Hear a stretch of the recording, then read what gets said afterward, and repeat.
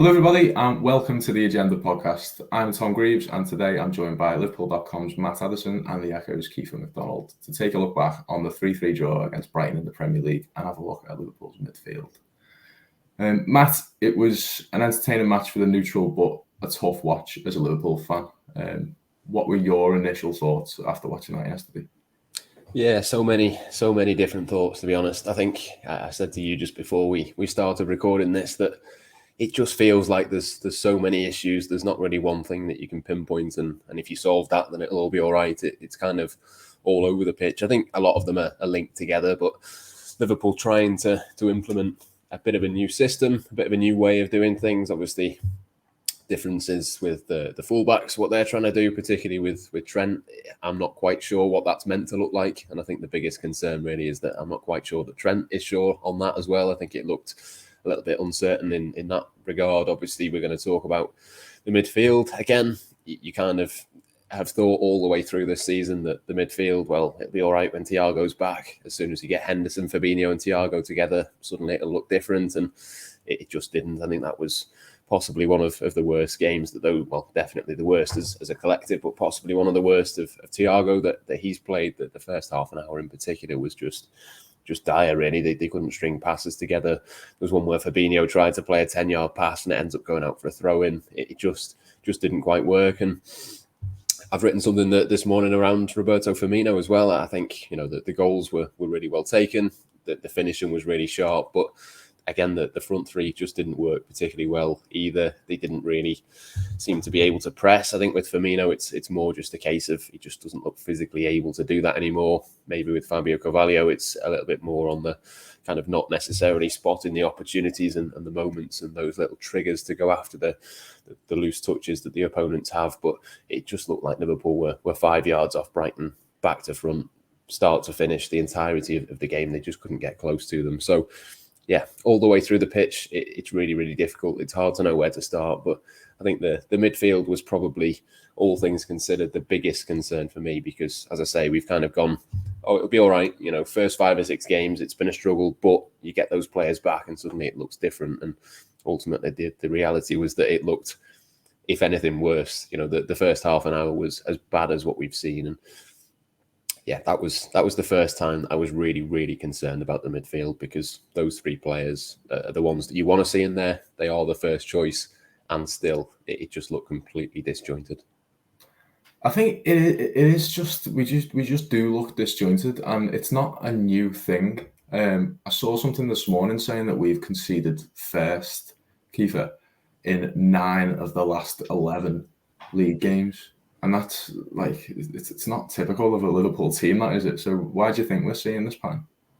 I'm not sure. I mean, it's something that obviously stretches back to, the back end of last season, doesn't it? I think, at the time, everyone kind of brushed it off as maybe, Liverpool were going on so many fronts and competing in so many different competitions and every game felt like a final. So, the way Liverpool were kind of rolling with the punches, I mean, they just found a way to get over it. And obviously that was the momentum of that kind of January onwards, and that kind of carried them through and maybe papered over the cracks a little bit because Liverpool's end of the season, as we all know, wasn't what it was meant to be. But from January onwards, they were absolutely probably the peak of their powers that they have been under Jurgen Klopp over the last 7 years or so. So I think obviously coming into this season, then obviously when you start doing it a few times, the opening day against Fulham, then and Palace and all that, it does become a bit of a concern because you're like, hang on, you've not got, obviously, there is probably an element of fatigue still within the players and probably a bit of disappointment. I think that's only natural, and obviously they are only human, but, it's happened so many times now. And, you think of the times they've been bailed out this season, if you want to say that. Obviously, you get the goal at Fulham,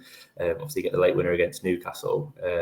Even at Everton, obviously Cody's goals are a whisker offside, on another day that could stand. And you're looking at, a far worse record than what has already been a very underwhelming start. So, I think it's difficult, and like Matt says, I think it is really hard to point a finger on what exactly is wrong because, I think there's so many different caveats at the minute that, there's just too many variables to say it's this or that. And obviously, the injuries haven't been ideal, but, to be fair, I was surprised that Henderson started yesterday. Obviously, only played a few minutes, didn't he, for England, and, kind of thrown straight back into the action. But as Matt says, that's, on paper at the minute, you'd say is Liverpool's strongest midfield.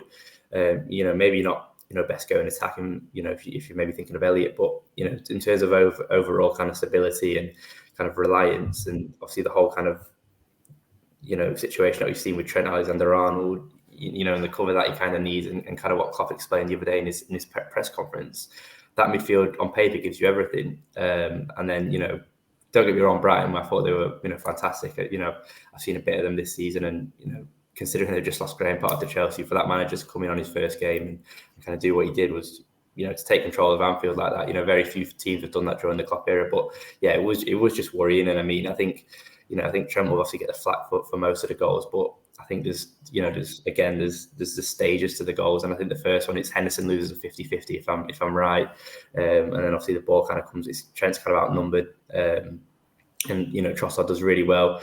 I think the second one again is they're fullbacks, aren't they? They pin Liverpool so deep, and then they kind of got an overlap on that side. And again, I'm not sure if it's Henderson or Fabinho, but I'm sure there's a runner in there somewhere that kind of just takes control and kind of gives Brighton that extra man going forward. And then obviously the third goal, does come down Trent's side, but you've got Milner at the back post, Van Dijk obviously misses it. So I don't think it's obviously as plain and simple as Liverpool were really poor defensively. I just think it was a mismatch of so many different things. And like I say, it is concerning because as great as the Ajax win was, the break probably came at the perfect time for Liverpool in terms of, right, we've got the win, 2 weeks. I know everyone kind of jetted off all around the world, but you think at times on the Klopp's eras, when it kind of breaks into a mini season, Liverpool are so good at like preparing and focusing, these 13 games that we've got now before the World Cup, and they normally nail those kind of short, sharp bursts of games every three days or whatever, and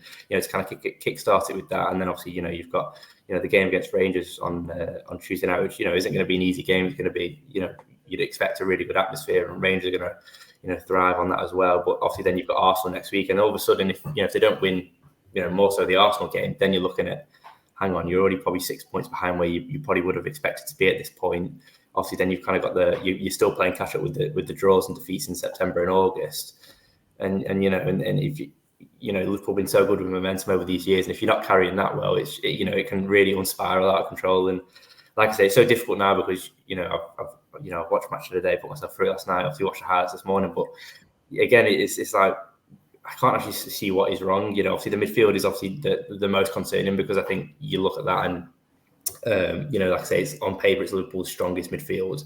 But as Matt says, obviously, Firmino gets the goals, but I just felt like at times he was like a fourth midfielder. And Brighton, to be fair to him, obviously had far more possession, I think, than teams would normally have at Anfield. So when Liverpool were, almost going on a counter attack, you've got Firmino sitting on the halfway line, and I remember there was one of the first off where Carvalho's running with it, and he's got nowhere. There's like six wear white and blue shirts, and he doesn't have anyone to pass to, and for everything Firmino gives you outside of that. And obviously I know it's not what he used to be, but you just think that I thought that would have been a game for Darwin Núñez maybe, to, if you are kind of, like I say, Brighton are going to play, they're not going to sit back and have 2 banks of 5, but at least you can stretch them, and at least people like Carvalho would have had runners in behind, and at least someone's to kind of bounce the ball off. But that was kind of non-existent, and like I say, obviously gets to 2 goals, 2 great finishes, but another worrying kind of issue is kind of what Liverpool are gaining overall, because at the minute, even when they do have a man inside, they can't string passes together, which is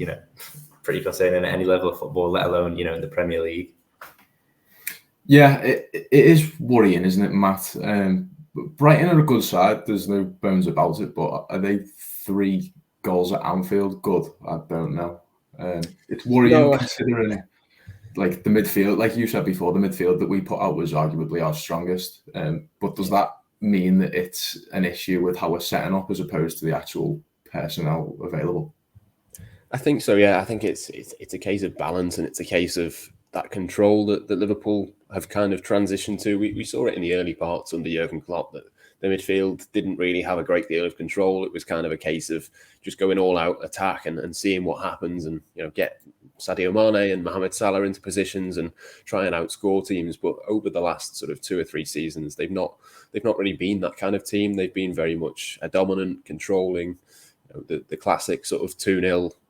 The opposition doesn't really touch the ball. The game's dead on 60. I can't remember the last time Liverpool had a game like that. And that's what you need. That's what Manchester City do. They get themselves a couple of goals up, and then it's just pass for the rest of it. And the other team doesn't get the opportunity to come out and score. And I agree to an extent that Brighton are a good side and they've got good players and they came with a plan and we know how good they are under Graham Potter. But I just thought there were moments yesterday where normally Liverpool at their peak, Roberto Firmino at his peak, the midfield at the peak, they would have spotted opportunities. There was one where I think it was Adam Webster at centre-back had the ball and he did a little drag back to go round his man. And I just don't think Liverpool at their peak, Brighton wouldn't have been trying those things. They would have had Firmino and maybe Mohamed Salah would have been there to pressure him. There was a couple of little loose touches that I just thought, in times gone by, the midfield, whether it's Henderson, whether it's Thiago, they would have been there. They would have been snapping into tackles, winning the ball back high up the pitch. And it just seemed a little bit too easy to me for Brighton to be able to play out. And as soon as they got past the first press, well, can you even call it a press? It was that minimal. As soon as they got past that, the midfield just wasn't there. They couldn't run. Then you're looking at the defence. Trent, again, just looks like he's running through treacle at the moment. Joel Matip looked, completely the opposite of what we've seen from him. He's usually very calm. He's collected. He knows exactly where he should be. But again, he was sort of swinging and missing at the ball. And it's just that knock-on effect of as soon as Firmino isn't there, the midfield isn't there, Trent's not there, the centre-backs are not there. Alisson, to be fair to him, was probably the best player on the pitch and kept Liverpool from conceding even more goals. But it's just collectively, I think, in terms of the whole drop-off of the side. I saw a tweet this morning, actually, from looking at the age of the team when Liverpool won the Premier League title last, and you're looking at the ages of the players, you're looking at all of those players really being in the peak. I think there was one who was 30, the rest are kind of mid to late 20s, or you've got one or two youngsters who are coming through. Obviously, Trent being at his peak, a little bit younger, but probably sort of mid-20s in terms of the level and the kind of maturity of his game at that particular time. But I just wonder at the moment whether this group has just grown a little bit old together all at once. Firmino doesn't look as though he can run at the same level, and obviously has played 300 games at a ridiculous intensity level for Liverpool, but just doesn't look like he can match that anymore. Alongside him, you've got Fabio Carvalho, who's playing a slightly different role, only just come into the team, isn't necessarily the quickest player in the world anyway, doesn't necessarily fit perfectly just yet into the way that Liverpool want him to play. And then the midfield, we've spoken a lot about it, obviously, in terms of transfers and where they go with that sort of thing. But Fabinho, to me, just looks a little bit tired. I think he did, to be honest, for the second half of last season. And either side of him, you've got players who are 31, 32. I think Henderson might be nearly 33. You're looking at these players who, 2 or 3 years ago, yes, they can do the job of 2 or 3 players just on their own. But at the moment, it just doesn't look like that's the case. And if you've lost sort of 4 or 5 key components of this team, suddenly that can expose other areas very, very quickly. And I can understand what the kind of master plan is. They want to switch to Darwin Núñez. They want to bring Trent into different positions. They want to make sure that they're not found out, and teams want to kind of look at what they've done now for 3 or 4 years, and they've looked at it and thought, we've got to do something a little bit different. And I understand that. I wonder whether doing it all in one go with the same players pretty much as what they had before is necessarily the right way of going about it. Because, we mentioned before how sort of out of his depth and out of position Trent looks at the moment. I think maybe you can start him more centrally. Maybe you can sort of push him a little bit higher up the pitch if he's at peak physical condition, if Jordan Henderson is at peak physical condition. But at the moment, they're just not really giving themselves a chance. When Trent's that far up, there was an attack yesterday where he was the furthest player forward in the middle, playing the number 9 role almost. And as soon as Liverpool lose the ball, to run from that position back into a conventional fullback position, it's just not going to happen. And it's certainly not going to happen when they're kind of struggling for confidence and fitness and form and all the rest of it at the moment. It's just too much too soon, I think. And yeah, it's going to have to be step by step that they try and solve this. Yeah, and Keifer, it's mainly frustrating, I think, because the extended period that Liverpool found themselves having, the break, was potentially an opportunity for them to just press the reset button and go again as we enter what will be a really busy 6 weeks for them. Yeah, definitely. I mean, obviously, I know Klopp spoke about it, didn't he? And he said that obviously the Ajax game was like another false start, obviously, through no fault of their own. But even in the Ajax game, it wasn't, I don't know if it's because time's passed, but it wasn't as convincing as kind of everyone thought at the time. Obviously, you get the late goal, but I think that is kind of what carries you. And obviously, I know when you're kind of playing in that, that kind of manner that, you kind of take a win in any form. Liverpool were just desperate for one, especially after coming off the back of the Napoli game. But, Ajax more than held their own kind of at Anfield, and it was kind of a traditional, away performance in Europe. And obviously they nearly got the reward for it. It wasn't, yes, Thiago was brilliant on his return, but I don't think it's probably one of the best performances this season, but I don't think that says a lot. And it wasn't, I'd probably say it was probably Liverpool at 70%, 80% of what they're capable of. So obviously there was still, the ceiling's kind of breakthrough, but obviously, everyone kind of jets off to the international break, and I suspect that's probably why obviously Núñez didn't start yesterday. Obviously, I know Klopp said that he came back, and same with Diaz, obviously, but he came on at half time. But I just felt even with that, like obviously it would have been a good opportunity for Núñez to kind of come on, and you're looking for a goal. And what does that kind of say about the kind of situation that Liverpool are in at the minute? And they're in this kind of rut. They've got this new, £65 million man, potentially to be a club record if all goes to plan. And, Liverpool are, needing the goal or screaming for a goal or whatever the situation was. And he's just sat there, and, I think he brought on, what was it? Milner and Elliott on the hour, wasn't it? So it says an awful lot about, obviously probably more about his, his kind of fitness or whatever. But I mean, Uruguay, they only played in Vienna, wasn't it? So it wasn't as if he, he had all the travel in South America. So I don't know, that was an interesting one in itself. But yeah, like Matt says, it just feels like there's a magnitude of things that have gone wrong at the minute. And, obviously Trent will get the flack, and, deservedly so, for some of his performances this season. But I just don't see how Liverpool get out of this at the minute, because, they're not going to rip up the blueprint now, are they? They've got, the busiest probably schedule in Premier League history over the next, 5 or 6 weeks. So there's no real plan. I know obviously Klopp's tinkered with a 4-2-3-1, during his early days, and obviously at times last season when Liverpool have been chasing games. But, I can't remember the last time, Liverpool set out with it from the front. I think it was like Palace at 7-0 in 2020, whenever that, December 2020. So, that might suit Liverpool, but whether he would do that, you think now at the minute with playing 3 games a week, Liverpool probably going to have like 1 day training between games, with recovery and fitness and prep and all that. So it's going to be, it is a wild time, but, you just kind of hope that everyone can kind of find that form and kind of get out of it, because it obviously does kind of all interlink. I think obviously, if Henderson get up to kind of his fitness and kind of get back to his game, which obviously he's kind of regressed, obviously rightly with age, that's obviously going to help Trent out. Obviously,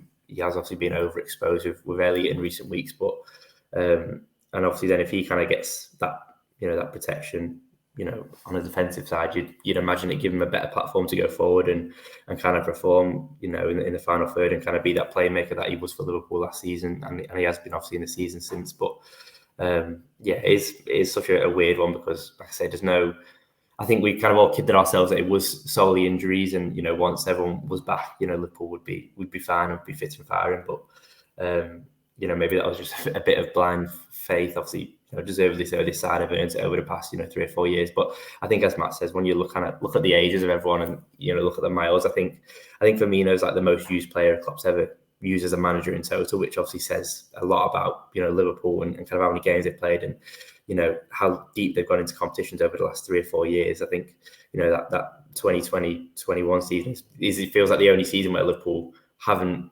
gone deep into a European competition and the Premier League, and even then they still had stuff to play for. So I mean, it'd be far too easy for me to just sit here and say, rip up the blueprint and start again. I mean, it's easier said than done, but it is going to take some tinkering, and with even just the pressing is just miles off, with the kind of gaps that they're leaving between spaces. I mean, I think it was the 3rd goal yesterday. I mean, Fabinho, how good has he been since he joined Liverpool? But I'm sure, it was the 3rd goal. There was a pass between the lines, and the player turned at 2 or 3 touches and then, sprayed it out wide, kind of thing. And, we've kind of said that Fabinho, so, which he has been, but, that they're so uncharacteristic of him, isn't it? To kind of let someone have that time and space. And obviously, I suppose it's just a knock-on effect, because, for all the kind of stick that Liverpool's high line have got, I mean, Van Dijk and Matip, yesterday they were just so off the forwards, weren't they? I mean, again, with the first touches, I mean, Welbeck,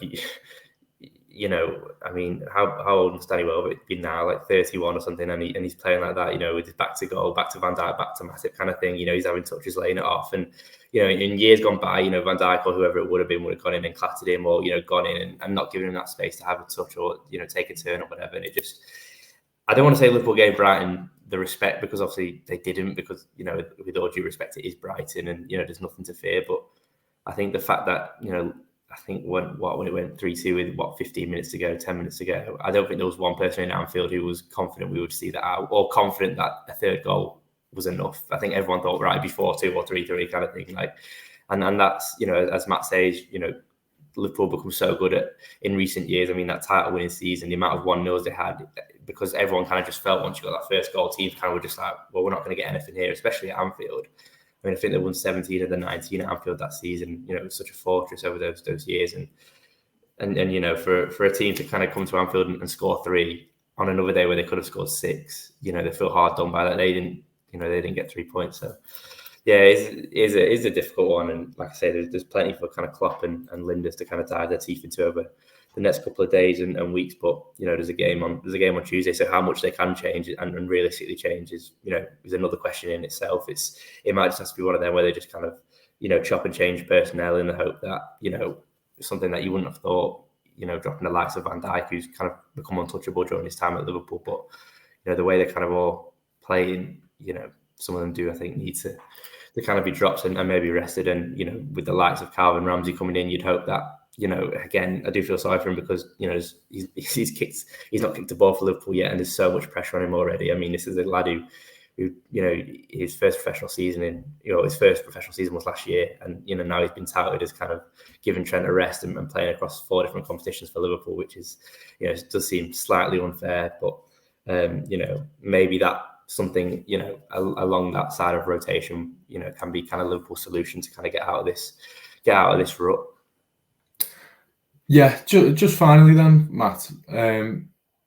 Trent's been getting some criticism again, and like you've both referenced that in some of your answers so far. But the manager extensively stressed in his pre-match press conference that Trent shouldn't get off the criticism he does, because that's exactly how he's told to play positionally. So it leaves him prone to being caught out. Should the midfield be doing a better job of getting over and covering for him, do you think? I think it's a hard one, really. I think, like I mentioned before, we don't really know where Trent is meant to be. I think we have to assume that the positions he's taking up are the positions that he's being asked to take up. I think we saw Jurgen Klopp screaming and shouting at Fabinho and 1 or 2 others. Maybe it's the others around him that are not necessarily in the right spots, but it just doesn't seem to have clicked into place now. And I think the concern really is that we're not quite sure exactly what it's meant to be. I think at least if you knew what he was meant to be doing, or you knew how it was meant to look, you could kind of work towards that. And from that, you could work out, well, maybe something has to happen. Maybe Mohamed Salah has to shift, or maybe Darwin Núñez comes in and suddenly that's the plan. Maybe that is the plan. Maybe, you know, it's to get Trent in the positions to find him or to put crosses into him. At the moment, though, to me, it seems a little bit counterproductive with him, because not only is he miles out of position when Liverpool are out of possession, but he's not in the right positions even when he does have the ball. I think he's sort of in that number 10 position. He's in the areas in the middle of the pitch where it tends to be most congested. And the one thing we've seen from him consistently since he's come into this Liverpool team is that if you get him out wide and he can put the crosses in, that's how he's going to create those chances. But for whatever reason, and I'm sure, you know, Pep Lijnders and Jurgen Klopp will have this plan in their mind, but for whatever reason, they've decided to take him away from the position where he was used to creating and assisting these chances, and moved him inside where it just doesn't seem to quite be happening. So, look, the blueprint must be there. They must think that there's enough in there that it will work at some point in future. You know, the benefits of it must outweigh, you know, the difficulties that they're finding so far this season. But at the moment, it's not quite worked.